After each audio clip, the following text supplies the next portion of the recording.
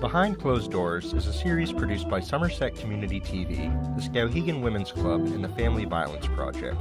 This program aims to create a dialogue around domestic violence with the help of special guests and local health professionals. We discuss the many ways our community is affected by this issue and the resources available to help curb and reduce it. Good morning. My name is Maya Ferlin. I am Vice President of the Skowhegan Women's Club. And the Skowhegan Women's Club is sponsoring programs on family violence. We have done two. The first one was on family violence. That was in January. We did one in February on teenage dating. And today we're going to do one on law enforcement. And to my left is Mike Pike, who will be in charge more or less of the program. To my left is Michelle LeClaire. And so now we're going to get started on talking. So I'll start. I'm Michelle with Family Violence Project. I'm our community awareness and prevention educator. So thank you so much for tuning in. I want to give a disclaimer that some of the things that we bring up today, they may be hard to hear. They may bring up some feelings. It might be a little graphic. So please do what you need to do to take care of yourself. Our phone number is along the bottom. It's staffed 24/7 with advocates. So if you ever need to call and talk, or if this program brings up things that you want to talk about or have questions about, please give us a call. We're always there. And I have a slight cold, so I might sound a little different today, so sorry about that. You sound fine. So thank you all for coming here today to talk about the law enforcement response. So Mike, do you want to tell us a little bit about what you do? Sure. So as Vi had mentioned, my name is Mike Pike. I'm the domestic violence investigator with the Somerset County District Attorney's Office. I also work as a reserve deputy for the Somerset County Sheriff's Office and for Pittsfield Police Department. I've been in law enforcement now since 1997, so I'm in my 22nd year, and have been with the District Attorney's Office for the past 5 years in my role as domestic violence investigator. And hopefully through our discussion over the next little while, we can kind of explore ways that a person might reach out to law enforcement, what police officers responding to domestic violence incidents, some of the investigative things that they look for, and some of the follow-ups and supports that might be available for survivors of domestic violence. Cool. And yeah, one of the big hopes with this is that, we really empower people to call. We know that law enforcement has so much to do with keeping folks safe, and then also with the DA's office to hold people accountable for using the violence that they use. So that's why we're here today talking about this. So hopefully it can give you some insight into that, and make, if you need to call 911, hopefully it'll make that a little easier. And if you interact with Mike or anyone else in the DA's office or any other law enforcement, we really want it to be a good experience, a helpful, safe, supportive one. So talking about abuse that people use, we know some of it is illegal and a crime, but some abuse is not.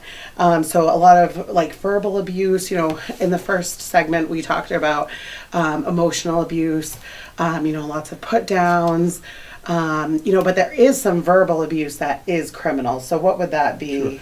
So basically the Maine law allows us to charge someone with, as you put, verbal abuse or a domestic violence related crime if a person who was in an intimate relationship with another person were to communicate some sort of threat that led the person who the threat was being communicated to fear for imminent bodily injury, or for their physical safety, or for the physical safety of a child or someone else who might be close to them.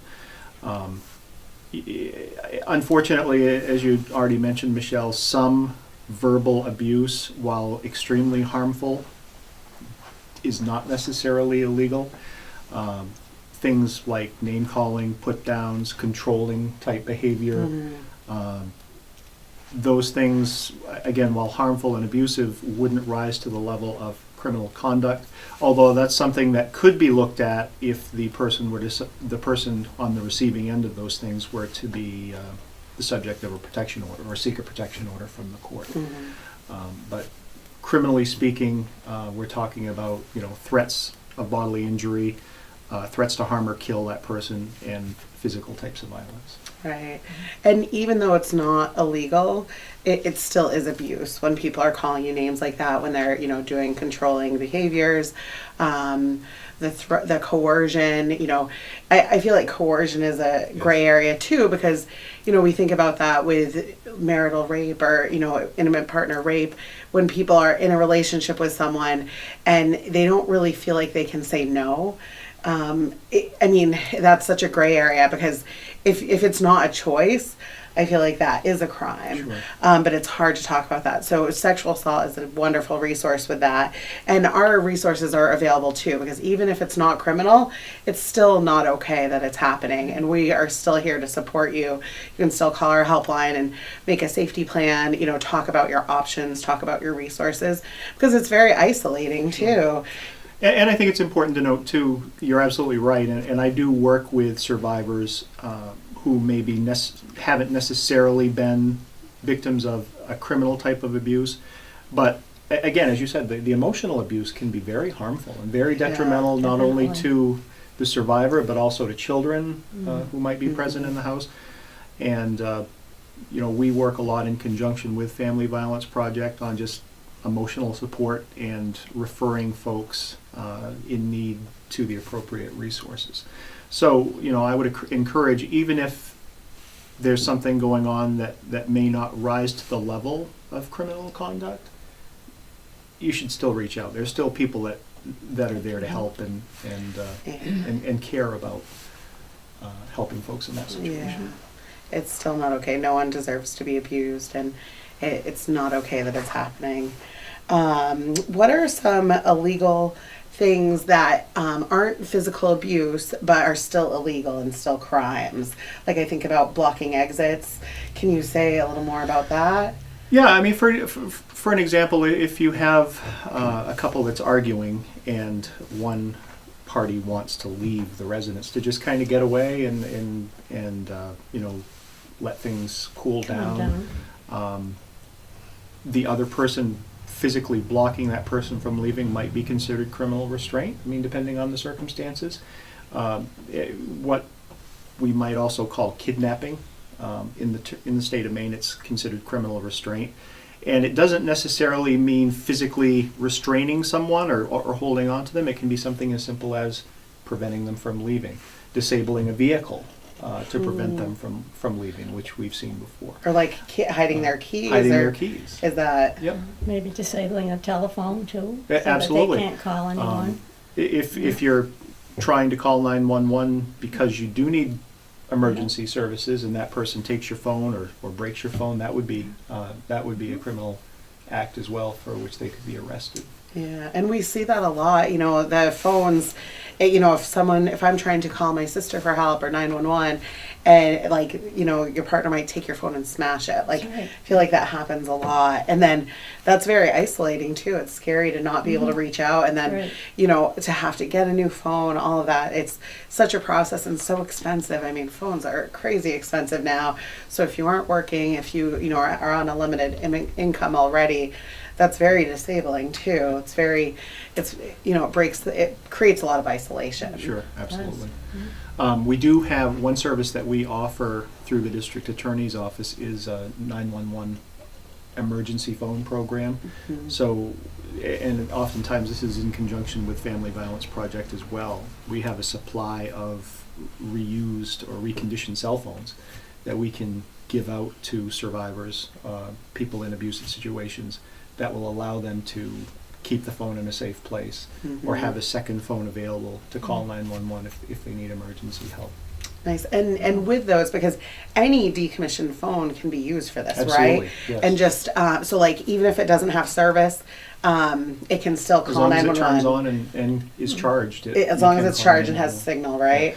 The only caveat with the 911 only phone is it's not capable of immediately giving the E911 center the person's physical location, whereas with an active cell phone, you dial 911, it will tell the dispatcher exactly where we are or where the phone is.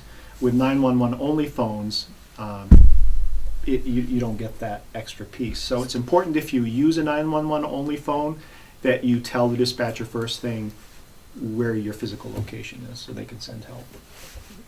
Great. That's really good to know. That's really important. Let's see. Specific crimes. I know some crimes have a specific domestic violence association. Can you talk about those crimes and what they mean? And yeah. Well, perhaps the most common domestic violence crime that we see at the district attorney's office is domestic violence assault. And the state of Maine defines assault, criminal assault, as offensive physical contact between two persons. The domestic violence piece is added as a result of a person being involved in an intimate relationship with another person. Male-female, female-male, same-sex couples, it doesn't matter. If there's some intimate connection there between two persons and an assault takes place, that would be classified as domestic violence assault. And it could be something as serious as, striking someone with a closed fist, or it could be something as simple as a pushing that person out of the way. Any type of offensive physical contact in the state of Maine would be considered assault. Okay.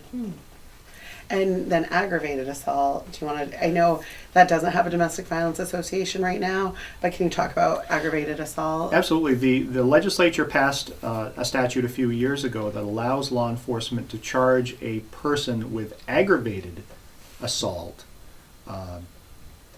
if the level of the assault or the seriousness of the assault rises to what's called an aggravating level. An example might be an assault involving strangulation.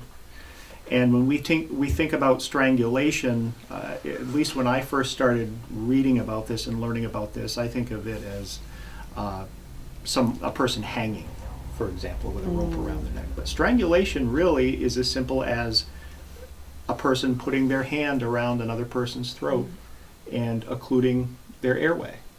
That is the criminal definition of strangulation in the state of Maine. And if we have a case where there's evidence of that taking place, we do have the ability to charge the person that's committing the strangulation with aggravated assault. The person doesn't have to lose consciousness. They don't have to go to the hospital and be treated at the emergency room. Just the act itself, research has shown, can lead to long-term health consequences, brain damage, possible death even later on. Right.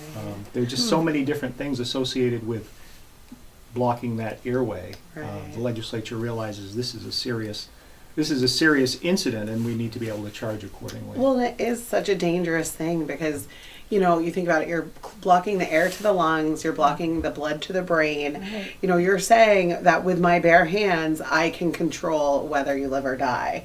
And so from, a survivor's perspective, that's so scary to have that happen. Like, that control that someone has, if you're living that, that's terrifying. And it is, like, we call it attempted murder because that's what it is, using your bare hands to do this. And it does create a lot of damage. It creates a lot of fear. Even if someone doesn't die in that moment, afterwards they could die because of their throat swelling. Like you said, down the road, it creates problems that can create strokes. We really take strangulation seriously. And, we do recommend for people to go to the hospital and get checked. And there are forensic nurses who can do a forensic exam as well. And strangulation is so hard because bruises don't show up immediately. So that law enforcement might come and, if someone was strangled, they may be really disoriented. If they did lose consciousness, they may not be very cooperative because, that really, losing consciousness can really affect how your mental state is. Things may not line up. And so when police arrive, it can be really hard for them to assess what's going on and for the victim to really advocate for themselves, which is really hard. So when they come to us and we talk to people about that, we do encourage them to seek medical attention and to be aware of it and to share it with your doctor so that your doctor is aware that if things happen down the road, it could be because of that. Because brain injury is really, it's very serious. And law enforcement, the investigation end of things has evolved as well, just over the past few years. we're trained when we arrive at the scene of a reported domestic violence incident to look for signs of injury, to look for signs of a struggle. And, in the past, and still to an extent, we're looking for bruising, we're looking for redness, and some of those things might be readily apparent. But again, things like strangulation, and even survivors might not recognize the seriousness of a strangulation incident. I've had victims say, well, yeah, he punched me in the eye, oh, and then he choked me. It kind of as an afterthought, because, just folks aren't aware of the seriousness or the serious long-term consequences of a strangulation incident, even if there aren't any readily apparent injuries. Right. And people may do it so regularly that it becomes less shocking or less, I don't know, they become used to it, which is scary. And lots of people will call it choking. Oh, my partner choked me. But choking is, when something internally is blocking your airway. Strangulation is when something external.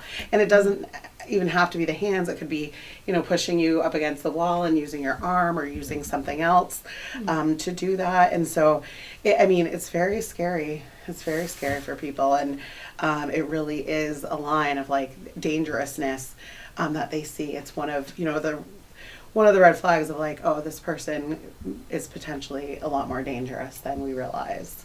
Sure. And some other domestic violence assaults, or domestic violence crimes, we've talked about assaults. And aggravated assaults aren't always strangulation. They can be assaults that result in other significant injuries that require extended medical convalescence or medical treatment, using a weapon on someone, for example, or an impact weapon like a bat or a stick or something like that.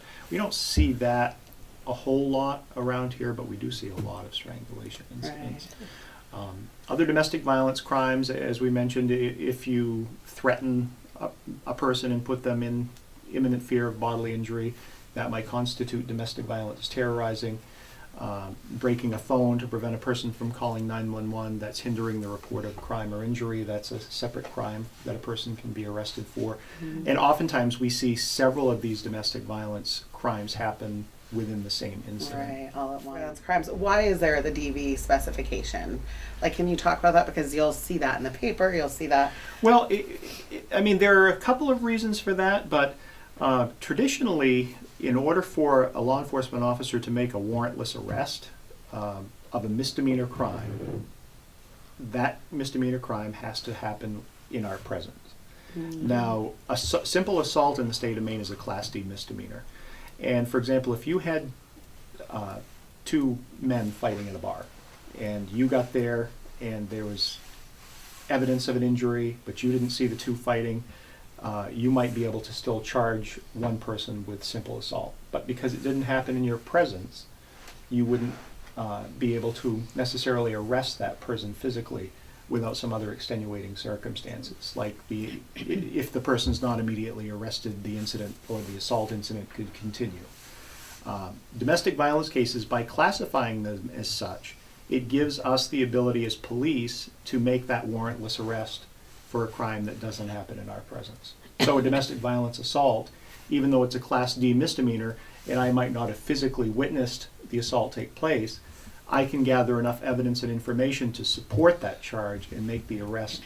And really the reason is safety for the survivor. Mm-hmm. That's our number one concern with domestic violence cases, because unfortunately, those are the types of cases that have the highest level of lethality in the state of Maine. And the legislature recognizes this and has given police certain authorities to be able to enforce these laws because they are domestic violence related, and the potential for lethality is so high. Right. And so is there a thing where if people get after their third, it becomes a felony? After their first? After their first? Yes. Once a person is... so a domestic violence assault, a push, a shove, something like that without extended convalescence or injury or strangulation is a Class D misdemeanor. Now there are some collateral consequences that go along with being convicted of a misdemeanor DV assault. For example, you lose your right to firearms, both at the federal and state level. There's a state companion law now that mirrors the 1996 federal ban on a person possessing firearms that are convicted of domestic violence crimes.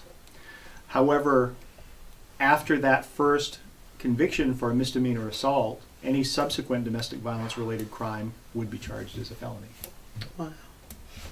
That's huge. And hopefully that's a deterrent to people. The gun thing, it's such a political issue for folks, but the presence of a firearm increases a fatality risk in domestic violence by 500%. It is a lot.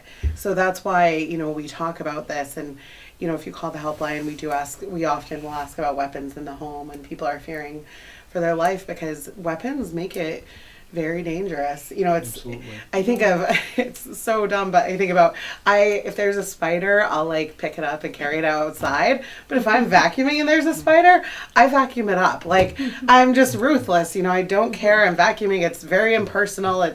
And guns are kind of that way too. Like, it feels less personal than, using another weapon, using a knife, using a baseball bat. I think it makes, something like that easier. And maybe I'm wrong, but that's sort of my view of it. Of like, right. In the heat of the moment, it's easier to do something with a gun. And regardless of where you stand politically on the issue of firearms in the Second Amendment, I mean, the research shows that the majority of domestic violence-related homicides in the state of Maine are committed by a person using a firearm. Right.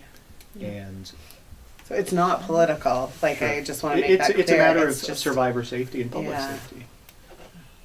Yeah, thank you for that clarification.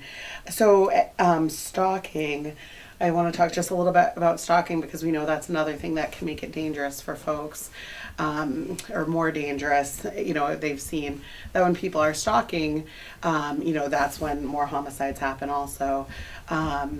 So just a little data point of like, if they're stalking, maybe calling and getting support and making safety plans, and what can stalking look like? Stalking, I mean, again, the legal definition of stalking is repeatedly and without just cause following a person, harassing a person.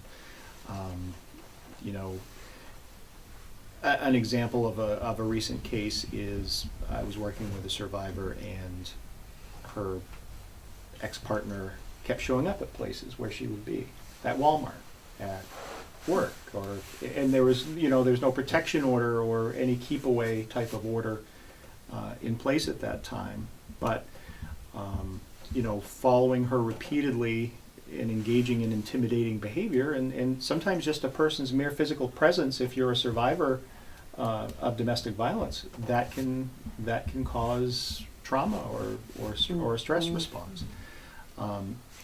Every case is different. I mean, there's no one-size-fits-all approach to stalking. I mean, what we try to do is look at each case individually and try to figure out the elements of the crime. But I would say to anyone watching that might suspect they're a victim of stalking to reach out to their local law enforcement or family violence project and at least file the report so we can take a look at it. Because I know a lot of these crimes go unreported, and Right. people feel like it's just something they have to live with because the police can't do anything. And maybe that's the case, but maybe not. I mean, maybe there is something that we can do or some other intervention we can come up with to make that first person feel safe and supported. And stalking can be multiple phone calls that you don't want, multiple texts. It could be even leaving gifts. Like if someone's leaving flowers on your doorstep, people might be like, oh, that's so sweet. But if you're like, no, I told them to stay away, like this is a clear message that they're not staying away. Things that may look nice to other people, but if it doesn't feel right for you, go with your gut on that. And that's why, we have our helpline too, because if you're telling people this is happening and they're like, oh, but he's such a nice guy, such a nice person. And because we know that, both males and females stalk, and, anyone can be a victim, anyone can be a perpetrator. So please, I know we use a lot of gender language. If it's happening, if it doesn't feel right, please, call us, because we can support you with at least validating those feelings of like, yeah, this feels really scary, if someone's doing that.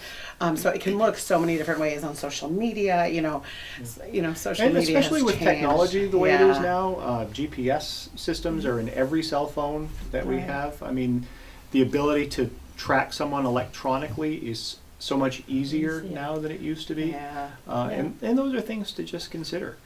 And also, oh, I just lost it. Oh, I had a thought. Oh, stalking happens. It often starts during a relationship. If you're in a relationship with a partner who's using abuse, they may start stalking you during the relationship, and then when you leave the relationship, they have all these things in place. The different apps on your phone are really familiar with your schedule. It makes it really easy for them to continue to stalk you because they have those things in place, which is, it's scary because you've trusted that person, but now you don't, and they're always there. So One thing I'd like to add, if I could, I do a lot of talking in our community about domestic violence crimes and the dynamics of domestic violence. And one question that I hear asked quite frequently from someone who's never necessarily been involved in domestic violence is, why don't you just leave? Why don't you just pick up your stuff, pack your things, and leave? And one of the things that and how I try to explain this generally is, picture yourself walking down the street and a stranger walks up to you and shoves you to the ground. What are you going to do? You're going to pick up your phone. Maybe you'll defend yourself, but you're going to pick up your phone. You're going to call the police. You're going to have them come, and you're going to have this person charged with assault. Easy, right? Mm-hmm. It's easy to do. But take the same situation where you've got a couple, and I'll use a generic husband and wife that have been together for 3, 5, 10 years, maybe have children together, and have a lot of really good times as part of that relationship, coupled with obviously some bad times. And suddenly it doesn't become as black and white anymore. And it's not as easy for a person in that situation that has all these commitments and commingling, life commitments and commingling with this person, to just walk away. Right. And to just throw it all away. And these are terms that survivors have used. I didn't want to just throw it all away to have him taken to jail or have him charged with abusing me. And I get it. It's a really emotionally traumatizing event for any person to have to go through. And unfortunately, it's not always black and white. It's not always easy to say, well, I want to send my partner to jail and throw away the key, because there are a lot of other emotional entanglements there. So it's not just as easy as giving someone the advice of, well, why don't you leave? Because there's so much more to it than that. And I try to be cognizant of that and also try to share that experience with other police officers that are coming into the profession that might not have experienced it themselves. Try to put yourself in the shoes of the survivor, because I think having that perspective of empathy is so important for anyone who works in the field of domestic violence survivor support. Thank you so much, Mike. And because leaving doesn't necessarily equal safety either. Like you said, there are many commingling things, and also culture. If you believe that marriage is forever, like how do you leave this? Whether that's a religious belief or family belief, cultural belief, those commitments, that's hard on its own. But then add in, we say, why don't they just leave? Because we want them to be safe. But leaving does not always equal safety. Leaving is the most dangerous time of a relationship. That's when a lot of the homicides happen. And after you leave, now you don't know where your partner is. And so they could be stalking you if they're showing up everywhere. You're still constantly looking over your shoulder, being hypervigilant, wondering. And then also if you have kids, and if you've been, the primary caregiver, and then now your partner has partial custody or joint custody or whatever that looks like, if you've been the one to take care of them, that can also make it very messy too. And if part of your role has been to protect them also from the other parent, now now this other parent has them on their own, and you're worried all the time, or when they come back, there are behavioral things, there's so many different reasons why people don't leave, and it's very complex. So we encourage you to to think about that language and think about why people might stay, because there are so many reasons, and leaving does not necessarily equal safety. Down the road maybe, but definitely not in the, you know, first year. It doesn't always mean that for people. So so just being aware, because people hear that language too, right? You know, if you're watching, you know, if you have the radio on at work and you hear about this, you know, domestic violence homicide, because we're hearing about it way too often. And if you say out loud at work, you know, why didn't they just leave? Oh my gosh, like, it's her own fault. I hear that and it breaks my heart, because if you're in an office, you know, we have all these open office spaces, and there's a survivor there that's currently experiencing domestic abuse. How are they going to feel if they're hearing that?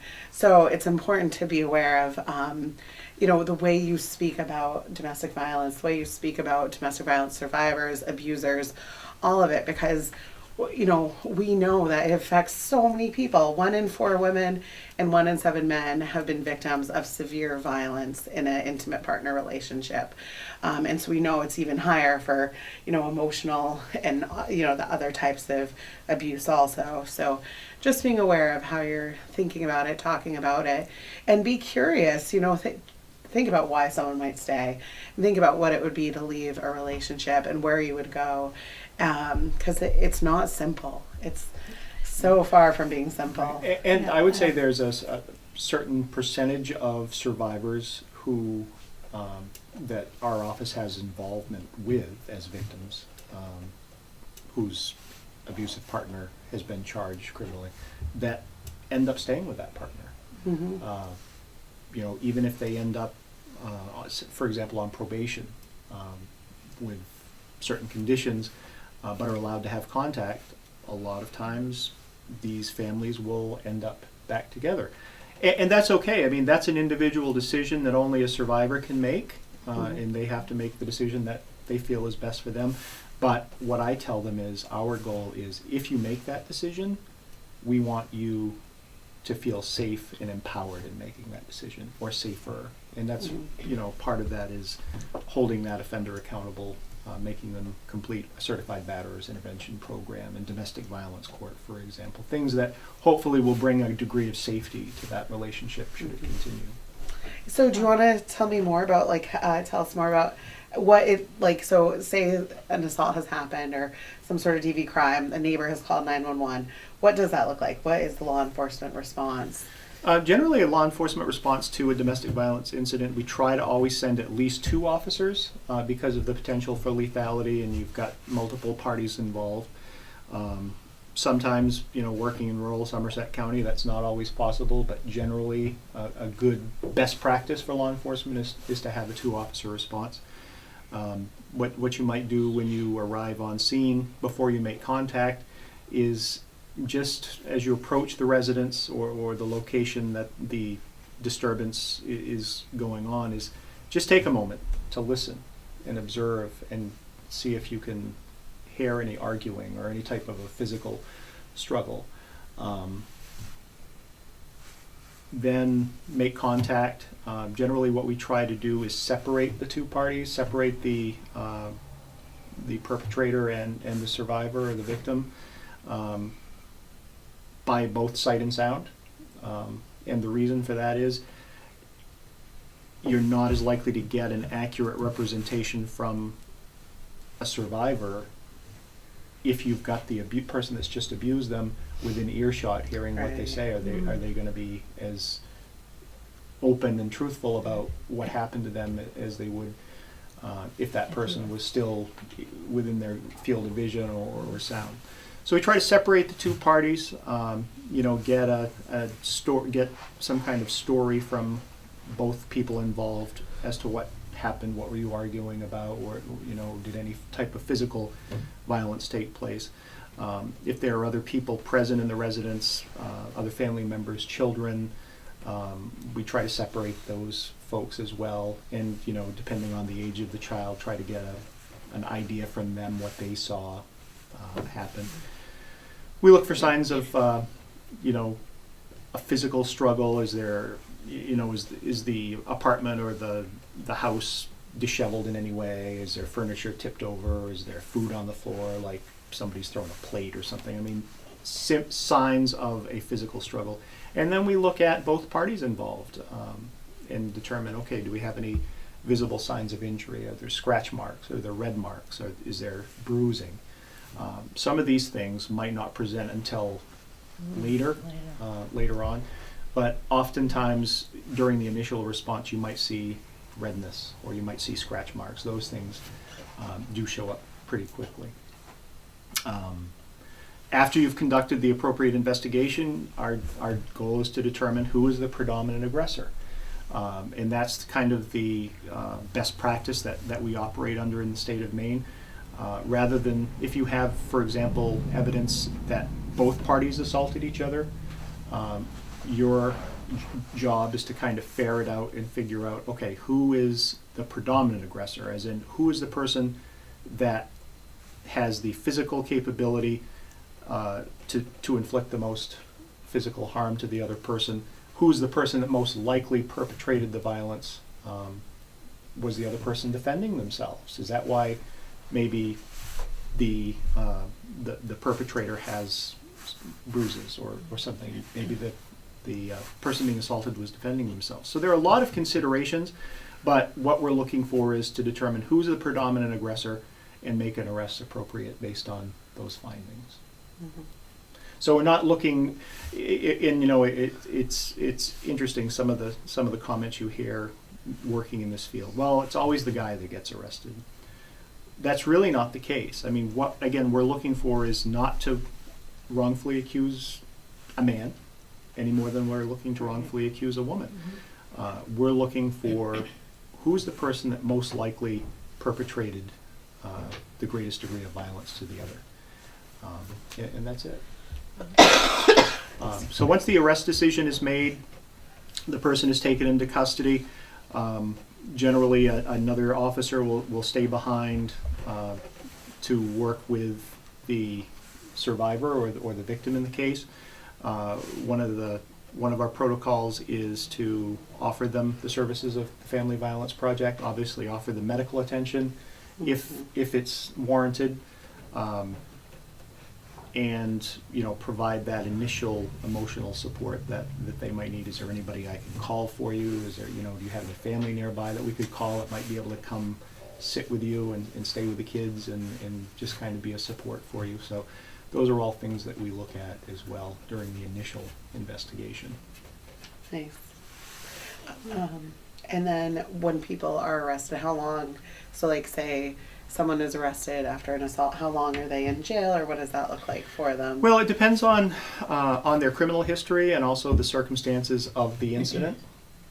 Now, if, for example, I charge someone with an aggravated assault based on a strangulation incident, that person wouldn't be able to readily bail out of jail.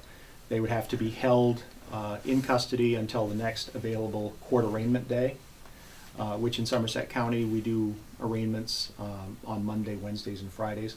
So, for example, if someone were arrested on a Friday night, they wouldn't be able to be released at least until they were arraigned on Monday. If it was a simple assault, a push, a shove. Yeah, if it's a misdemeanor assault, there's no prior history. It's possible that person could bail out within a couple of hours. Mm-hmm. So, like, even if it's the middle of the night, they can bail Even out? if it's the middle of the night. Wow. What our duties as police is to, once we get them to the jail, we obtain their criminal history, so we have that available. We complete the ODERA assessment, which is the Ontario Domestic Assault Risk Assessment, which is a actuarial tool that we use to predict future risk of assault. That number is shared with the bail commissioner as well. And then the bail commissioner sets a cash bail amount and conditions based on specifics of the incident. But we're seeing more and more, based on the seriousness of the assaults and people that have a prior history of domestic violence assault, with them being held without bail until the next arraignment date. But there are a small percentage that still are able to bail out relatively quickly. And so do you let a survivor know that, of like, this person's being arrested, but they may bail out in the Absolutely. next few hours, so they can make a safety plan Absolutely. around that? In our county jail, they do a tremendous job as that person is bailing out or being released. it's our duty as police to provide the jail with a contact number for the victim or survivor, and they will call, the booking officer will call the survivor and say, okay, this person is about to bail out, just so you're aware. Mhm. And when they bail out, do they have a no contact order? Yes. Yeah. Okay. Generally, it's no contact, directly or indirectly, with the victim or the survivor, not to return to their residence, place of employment, or place of education, so they can't go to their work, they can't go to their school, they can't go back to their residence. And depending on other factors of the arrest, if the person being arrested was intoxicated or involved a weapon somehow, they would also have prohibitions against using alcohol or possessing dangerous weapons as part of their bail. Mm. Yes. And then if someone violates that, what does that look like? It's an arrest situation. Someone violating their bail is always an arrest situation, especially when it comes to domestic violence, based on the potential for lethality, and they would be held in jail again until they see a judge, and a judge would determine an appropriate course of action, whether to re-release that person on bail or to hold them without bail until their court date. It depends on the circumstances. I mean, contact violations generally are going to get you held without bail. Okay, which makes sense. But You already had this opportunity, and Right. you broke. But you for blew it. example, if you stop in and the guy's got a no alcohol condition, and you find a 6-pack of beer in his fridge, but there's no other indication of contact with the victim, he or she may bail out on the next court date. It depends. It depends on Right. the. There's a lot on the- of on the a offense. lot of different Yeah. A lot of ifs. factors. Yeah, but I mean, it's always done with the victim of the survivor in mind, or excuse me, the safety of the survivor in mind. We want to do everything legally possible to protect that survivor and keep that person away from them until the case is adjudicated. So what if they don't want to be part of it? What if they say, I don't want you to arrest them, I don't want you to do this, I don't want you to charge them? How does that play into it? And that does happen quite frequently. The statute allows the district attorney's office to prosecute someone for a domestic violence crime, even if the victim or survivor, in this case, doesn't want them to be prosecuted. It's basically the state that makes the determination of charges. It's not up to a survivor, which is good when you think about it, because it takes that pressure off the person. So a perpetrator can't say, "Well, you had me arrested," or Right. you had me convicted Although of they assault. still probably still do. say that. Yeah. But it's really the state that makes that decision, and sometimes we have done it over the objections of a survivor, but it's simply because the nature of the assault is so egregious that it's really a matter of, okay, we need to keep this person safe, even if she doesn't. And again, I use gender terms interchangeably, but even if he or she decides that they don't want that. Right. Um, And it's partly to hold that person accountable Absolutely. for their Yeah. violence, because Right. it's not okay to do these things.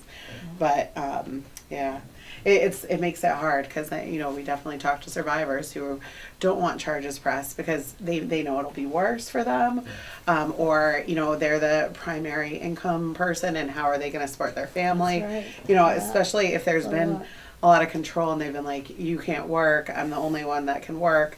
I know it's not said like that usually. It's usually, it happens another way, but if at the end of the day they're the only one that is bringing in the paycheck, that's really hard. Like, how are we going to survive without that income? And that's such an right? important point to make, Michelle. As we were talking about before, I mean, the commingling of these two lives in this relationship, there's just so much to consider. And if I have a survivor that calls up and says, well, I don't want him charged, I don't want him arrested, I'm respectful of that. I understand. But, legally speaking, we still have our job to do too. And, I try to say, well, I can appreciate your feelings on this, but, the prosecutor has decided that we're going to go ahead with it. Just because he needs to be held accountable for what he or she did. And yeah, I mean, it's kind of a balancing act sometimes, but I also understand people's reasonings for doing that. Yep. Aren't they afraid a lot of times too of the one that attacks the person? And if they, say too many things about him, they're afraid that he's going to come back after them Absolutely. again, Yep. and probably really hurt Sure. him that time. But that, So- and you're right. I mean, but these reasons don't change Right. the fact that this happened and this person committed this act of violence. And I'm always very quick to point out to a survivor, this is not on you. This is a choice that this person made to abuse you.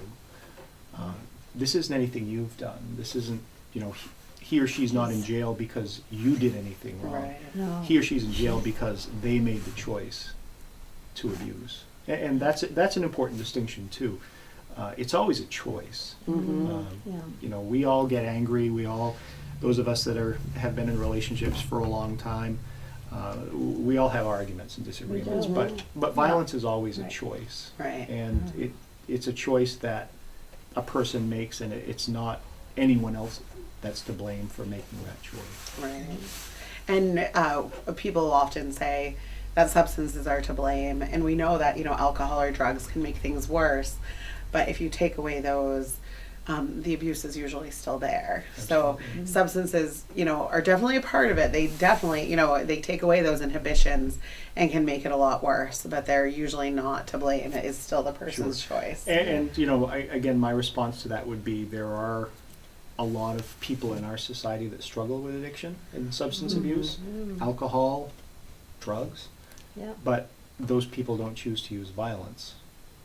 Right. And A so lot of- again, yeah. violence is always a choice. I mean, I understand the dynamics of addiction, but having an addiction doesn't give you the right to use Right. violence. There's nothing in alcohol that's going to make you violent. Like, it's a choice that you're making. Absolutely. And it's hard too, because we know substances can make it harder to reach out for help too. And when survivors are using substances also, they may not want to call the police because if they have something in the house that they could Right. be arrested for themselves, or if they're on probation, we know calling the police seems like a really scary option for survivors sometimes because of those things. So we really hope that people can still call and get support, and know that there are resources for them for help too. I know there are lots of programs. There's a huge push at the different mental health agencies to support folks with addiction. And Family Violence Project, one of our shelters, is for folks with addiction too. And we help, connect them to resources, and help, if you don't have insurance, we can help with that, because it is such a barrier to safety. Our shelters, we knew that so many people would have to be asked to leave shelter because of using and go back to a really unsafe place. So we tried to overcome that by creating the shelter that has less barriers for that, because safety is so important, and it takes time. And substances, if you're in a place where you're in danger all the time and under this high amount of stress with having to be hyper vigilant about what's going on, substances, they're a coping mechanism, and they work really well for numbing those feelings. They do not work well for other things, as we know. It makes it really hard to do other things, but it works for numbing, and it takes a lot of time to, deal with the traumas and, work with people to get to a better place. So we know it's complex. I guess that was a long tangent, but it's important to know that. We see you, Quite well made, though. And so after someone's been charged, there's another visit, 48-hour. Yeah, so law enforcement agencies in Somerset County conduct what's known as a 48-hour follow-up with the survivor following a domestic incident. And it's just basically to check in, how are you doing? Do you need any support? If there's additional injuries or bruising that's developed over the past couple of days, because sometimes bruising won't show up right away, as we had already mentioned. Things get darker, injuries become more apparent, even if, say, a person doesn't believe they're injured during the initial response. I mean, something might show up a day or two later. Well, because of shock too, because of shock, right? Like and the shock, the adrenaline. right. So those are things that we document. We get updated photographs. and really just check in with the survivor, and also to let them know what's going on with the case. I work with a very good victim witness advocate at the district attorney's office, Sheena Boone, whose job is to reach out to survivors of domestic violence cases and other cases as well, to let them know, okay, what happened at the arraignment, what are the bail conditions, what are we looking at, and to just kind of keep them updated and in the loop as to what's going on with that person's case. A lot of times I hear from people that have never been involved in the legal system. They don't really know where to begin. They don't really know where to turn if they have questions. And Sheena and I as well try to be a resource for them. I provide a card with my cell phone number. Say you can call me anytime if you have questions or concerns. I want them to feel like there's someone available that can help them at a moment's notice. Obviously if it's an emergency, I want them to call 911 and get help there as quickly as possible. But if it's a question about a legal process or bail conditions, I'm always happy to help. Yeah. And what is Sheena's role? What is the name of that position? She's a victim witness advocate, so she is the voice for the victim in cases, not only domestic violence cases, but other cases as well that come into our office. She will communicate with a survivor and say, okay, so what would you like to see happen with this case? What would you like the outcome to be? And we try, and our prosecutors try to respect the wishes of the survivors as much as we can. Because this is a very personal thing to folks. And I think sometimes because we do it on a daily basis and we work with so many different folks, we sometimes lose track of the fact this is a very personal, intimate event in someone's life. And we want to make sure that their voice is heard and that their wishes are respected as much as we can. Having that dignity and validation of survivors is very important. And so being a victim witness advocate, so that's through the DA's office. Yes. At Family Violence Project, we're also called advocates. So people can get confused between those two. And I just want to clarify, when you call Family Violence Project, everything is confidential. All of our services are free and everything's confidential. When you are calling Sheena, that what you say to her could be used towards the case, right? Is that there are certain cases or certain instances where she would be required to provide information that's either exculpatory, meaning helpful to the defense, or might be evidential toward because that's her job, and I just want to make that clarification. And the big difference is, this is the dual roles kind of that I have as the domestic violence investigator. If a person has an active criminal case in our office, Sheena will be involved with that survivor. But if you don't have an active criminal case, Family Violence Project is always there for help and support. And sometimes, they will contact me and have me come in and speak with the survivor and look at a potential criminal investigation. But, again, I try to be respectful of that survivor's wishes. And sometimes it's just a conversation about, hey, how can we get a protection order? Should we do a safety plan? What can I do to help you feel supported, even if it doesn't result in criminal charges against an abuser? So we are running low on time, and I just want to talk real quick about the difference between a PFA and a PFH, what those are, and how to get them. So what's a PFA is a protection from abuse order. Yes. That can be gotten. Do you want to talk more about Sure. it? You probably. So protection from abuse order, again, you have to have that domestic component in order to qualify for a protection from abuse order, meaning if you're seeking protection from a current or former sexual partner. Or intimate partner. It Intimate doesn't partner. have to be. Yes. It could be dating, Yes, relationship. It doesn't. Yeah. If their behavior, if that person that you are intimately involved with behaves in a manner that is either threatening or physically abusive, a person can seek a protection from abuse order. A protection from harassment order is different. A lot of times the relationship between the two involved parties in a protection from harassment order isn't intimate. Sometimes it's neighbors that can't get along, and one is engaging in harassing behavior against the other. It doesn't necessarily have to be that intimate partner relationship for protection from harassment order.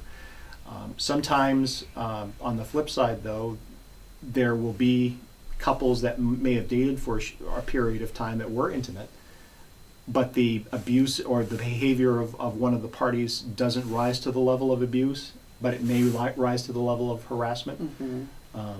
And harassment is basically threatening or repeatedly without legitimate reason to do so, following, calling, kind of like stalking behavior, but maybe not to that legal definition of stalking, but just harassing type behavior. A person can seek relief through the court with a protection from harassment order. And with a protection from abuse order, you have different protections, right? Like if someone violates that abuse order, they could be arrested. Absolutely. Yeah. And the same goes for protection from harassment. The big difference with the protection from an abuse order, well, there are a couple. The court fees are waived with protections from abuse order. It's free. It doesn't cost a person anything to go in and seek protection from abuse order. And it also generally includes an order of relinquishment of firearms. That's not always the case with protection from harassment orders.